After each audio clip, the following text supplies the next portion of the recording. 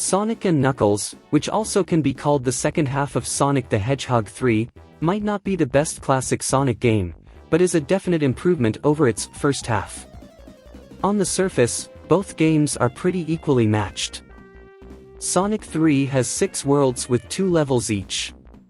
This one has 5 2-level worlds, 2 containing 1 level and a special bonus level to conclude the game, assuming you collected all the hidden gems via successfully completing special stages and becoming Super Sonic. Both start out with a world containing short and comparatively simple levels before immediately ramping things up and making it so it's no longer easy to reach the end of a level and beat its boss before the 10-minute time limit has expired. Saga narrative for a The complete additions experience. to the formula introduced in this Sonic episode, 3, we are going to such take as a the look at different it forms and of see shield, where it also lands in the return. overall 16-bit It's Sonic also universe. the conclusion of the story. Hope you guys started enjoy with my Sonic review 3 involving of Sonic's Sonic and efforts to Knuckles. prevent Dr. Robotnik from acquiring the Chaos Emeralds with the assistance of Knuckles the Echidna, who has been fooled into believing Robotnik is the good guy and Sonic's the actual villain. For the first few worlds, Sonic will regularly trigger traps set by Knuckles, allowing the not-so-good Doctor to remain a step in front of him. Of course, with this being the conclusion, those misunderstandings will eventually be resolved, allowing the two to join forces down the stretch to foil Robotnik. If you're not using this cartridge's lock-on technology that allows you to play it and Sonic 3 together seamlessly as the programmers had originally intended before realizing their game was too big to fit into one cartridge, you'll immediately notice one alteration to the formula: the ability to also play as Knuckles. Even better, the experience isn't the exact same as with Sonic. Not only do the two characters control differently, but there are alterations to certain levels. An obvious one is the quick and easy location known as Hidden Palace Zone. Sonic will have a brief jaunt culminating with a battle against his misguided counterpart that leads to the two forming an alliance. As Knuckles, you'll just have a short jaunt and you'll be off to the next level without any major fights. In the second level of the Sandopolis Zone, Sonic will accidentally release a number of ghosts from imprisonment and, for the rest of the stage, they'll reward his kindness by stalking him as the level gets darker and darker, and then assault him if it reaches maximum darkness before he can find a way to illuminate the place again. Knuckles reaches this place after Sonic, though, which means those ghosts will be slavering over him the instant the stage begins. That's a cool addition that adds replay value to this game. Another thing making me want to play it over and over again is how I found its levels to be a more fun collection than those in Sonic 3. If you've read my review of that game, you'll know that I found its levels to be a bit on the repetitive side. You'd have a cool challenge in a particular stage and then wind up repeating it multiple times, making it so that the only way you wouldn't know you were making progress if not for how you were still finding rings to collect and monsters to bop. Even worse, some of those challenges were, to put it lightly, questionable. I complained about that one barrel you had to manipulate in the Carnival Night Zone then, and I'm still complaining about it now. The damn thing was that annoying with how nothing else in the game was like it and there were no clues as to what you had to do in order to advance past it. Stuff like that was non-existent in Sonic and Knuckles, and, while there might be some in-stage repetition, I never found myself feeling like I was doing the same thing over and over again. Instead, when I think about this game, I find myself thinking about many of its high points. That second level of Sandopolis was pretty thrilling.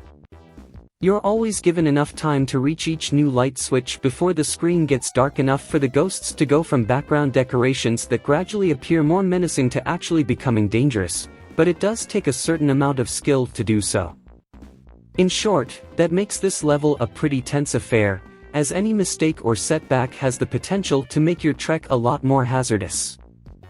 It was originally meant to have twice as many levels, another playable character and a whole separate storyline, but that all got the axe when, in the interest of getting the game out quicker, Sega shipped it to stores half-finished.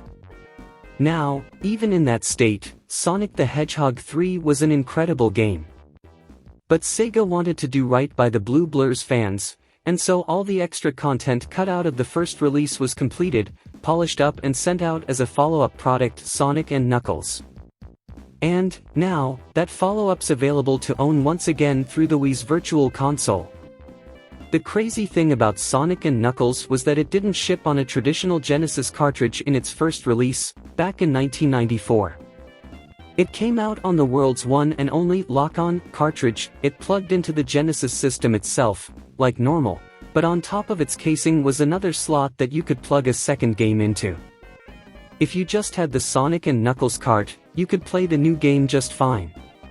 But if you plugged your older Sonic the Hedgehog 3 cart into the top, the two games combined code and let you play Sonic 3 and Knuckles, which was, essentially, the full product Sonic 3 was originally meant to be.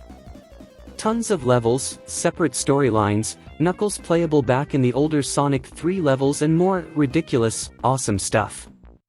The lock-on cartridge was a crazy, weird, and ultimately very impressive technical achievement, and one of the absolute pinnacles of the Genesis experience when you first saw it in action. And now it's impressing me all over again. The vast majority of retro re-releases through the Wii's Virtual Console are straight emulations, given no extra effort or features. Sonic and Knuckles, though, has gone the extra mile through an inventive software-based solution. Sega's managed to recreate the hardware lock-on experience in virtual form. So if you download Sonic and Knuckles by itself, you again can play its content just fine. But if you've also downloaded Sonic 3's Virtual Console re-release, you can again lock them on through a new submenu and get the full experience all over again. Sonic and Knuckles is pretty slick Sonic stuff itself. Gameplay-wise, it's just as fun to play today as it was over a decade and a half ago, as you're given the option to take either Sonic or Knuckles through a fresh set of spinning, looping, high-speed levels. Sonic plays the same way he did in 3, you should know what you're getting with him. But Knuckles is the new variable, equipped with a glide technique that lets him sail slowly through the sky after a jump, and a wall-climbing ability that lets him scale sheer cliffs with his claws. Both characters run fast, blasting through the loop-de-loops and bouncing off the springs that you're certainly familiar with from Sonic titles, but their movesets beyond that are different enough that it makes playing as Knuckles feel like the new experience it's supposed to be. The red-bodied Echidna also gets his own separate storyline sequences, taking a different plot path through the game even when the stages he's blazing through are the same as Sonic's.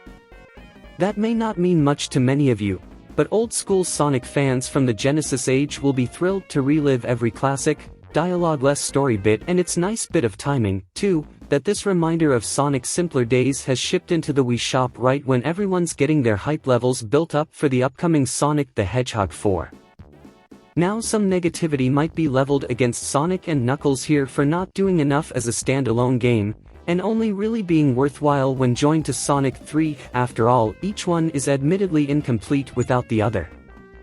I think I'll leave that discussion back in 1994 where it began, though, because while it's got some truth to it, the modern fact is that most people considering a download of SNK today have probably already downloaded S3, since it's been available on Virtual Console since 2007.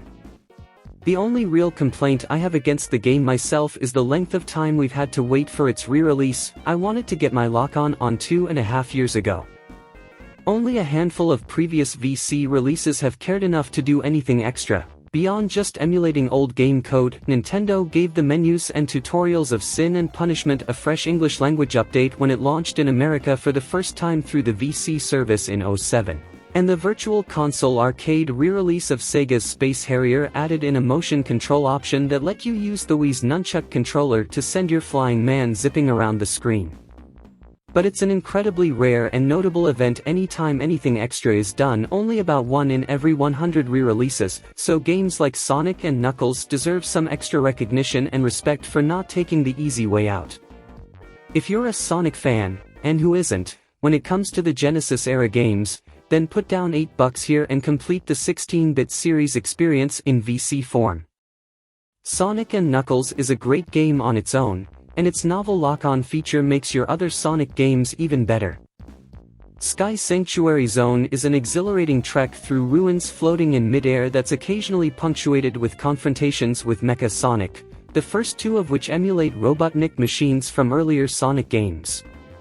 Death Egg Zone has this one really cool area where Sonic will be floating in zero gravity and have to bounce off objects in order to hit 6 buttons on a machine in order to open a door. Also, lots of areas where gravity will be reversed, causing you to have to adjust your play to the change in perspective one gets when running upside down. Lava Reef Zone can be pretty challenging, unless you've collected a fire shield, in which case it'll be easy as long as you can avoid losing it because that particular shield makes you invulnerable to stuff like lava. You know, the main environmental hazard present there. With only a few exceptions, I really loved this game, almost to the level of Sonic 2. Accessing the secret final level will be a massive pain in the ass, as the special stages holding those necessary gems are mega annoying ordeals where you have to deal with an over-the-shoulder perspective and clunky controls as you attempt to run over blue orbs and avoid the red ones. And, as mentioned before, there are a few levels where a perfect run is nearly a necessity if you don't want to sacrifice a life due to exceeding the 10-minute time limit. Yep, with how you some heard that bosses have correctly. limited windows When of together, vulnerability, Sonic 3 you and can wind Knuckles up dead before allows you you to even play know the it if you enter entire their epic arena adventure without much with time either left on the Sonic, clock. Tails, or Knuckles. Still, you Sonic had and multiple Knuckles is a endings very good depending on game how with you some great performed with the levels that Chaos were a Emeralds blast to as play well. through.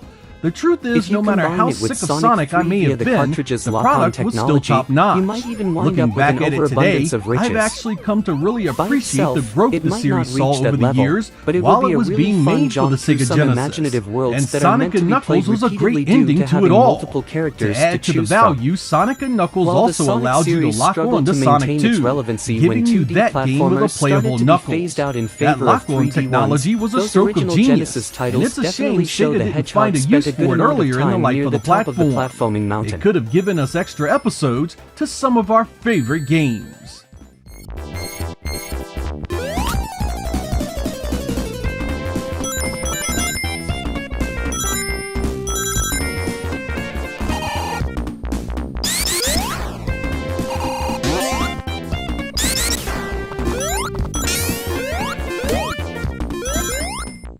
Sonic and Knuckles brought an end to the Death Egg saga that was started